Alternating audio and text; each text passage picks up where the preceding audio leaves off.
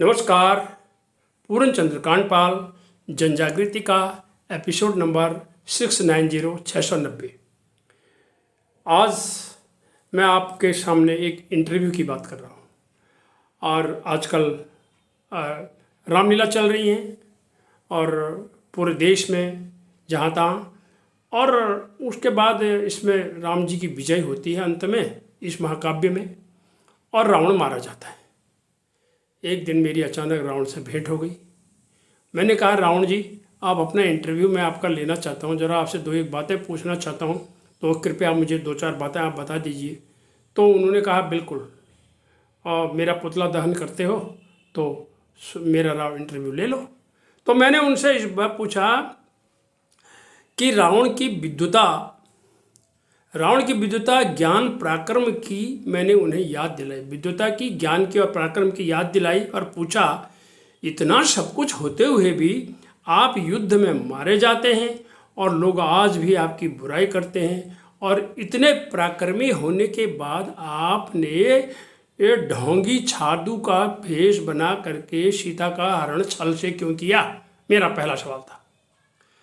तो रावण जो जी बस जवाब में गुस्से में आ गए रावण। अजी साहब, इतना सुनते ही रावण साहब उछल पड़े और गरजते बोले, आपने सुना नहीं, युद्ध और प्यार में सब कुछ जायज़ है, युद्ध और प्यार में सब कुछ जायज़ है। किसी की बहन की नाक कट जाए, भाई कैसे चुप रह सकता है? मेरी बहन शुभनखा भी तो नारी थी, मानता हूँ उसने गलती करी, लेकिन इतनी छोटी सी गलती की इतनी बड़ी सजा तो नहीं होनी चाहिए थी। मशाल की तरह धधकती रावण की आंखों को देखकर मुझसे बोला नहीं गया। रावण का पारा 7वें आसमान पर था। वह गर्जना के साथ बोलता गया, क्यों मुझे बदनाम करते हो, क्यों मुझे बदनाम करते हो? मैंने एक मंदोदरी के सिवाय कभी किसी दूसरी नारी की ओर देखा तक नहीं, और सीता को उठाकर तो ले गया, परंतु अपने महल से दूर बाहर अशोक वाटिका में उसे रखा, उसके आंचल को तक नहीं छुआ, उसके सम्मान पर आंच नहीं आने दी। रावण अपनी जगह सही था।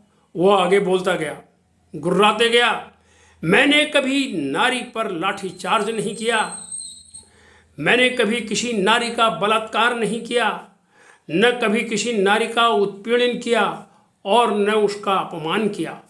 मुझे बुरा समझकर कोसते हो तो पहले अपने अंदर छुपे हुए रावण को बाहर निकालो और फिर जलाना मेरा पुतला।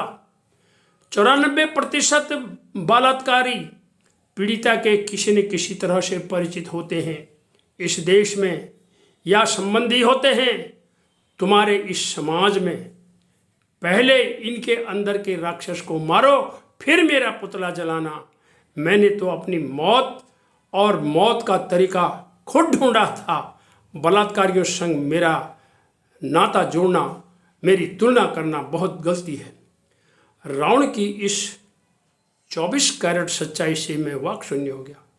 मेरा अगला सवाल नहीं था, वाक शून्य हो गया। उसकी इस कटु सत्यता से मैं हिल चुका था। वास्तव में रावण ने एक एक शब्द कटु कहा। 94% बलात्कारी तो उस महिला के संबंधी होते हैं, उस पीड़िता के संबंधी होते हैं। तो कौन है रावण? रावण ने तो ऐसा कभी नहीं किया, उसने यही बात कही। उसकी इस कटु सत्यता से मैं हिल चुका था।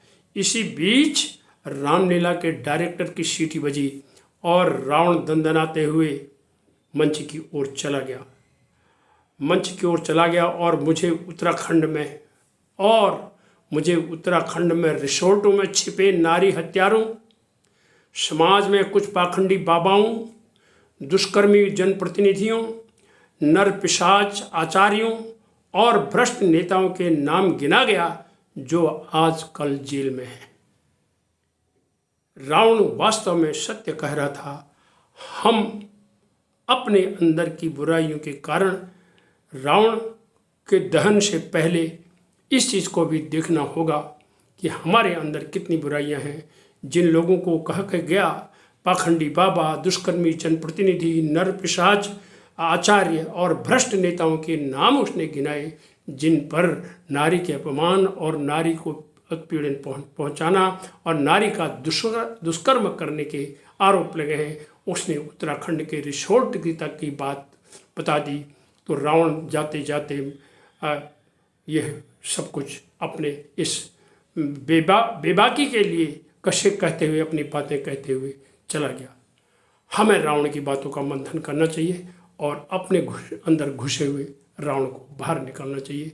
उसका पुतला दहन तो एक परंपरा बन गया है। धन्यवाद, नमस्कार।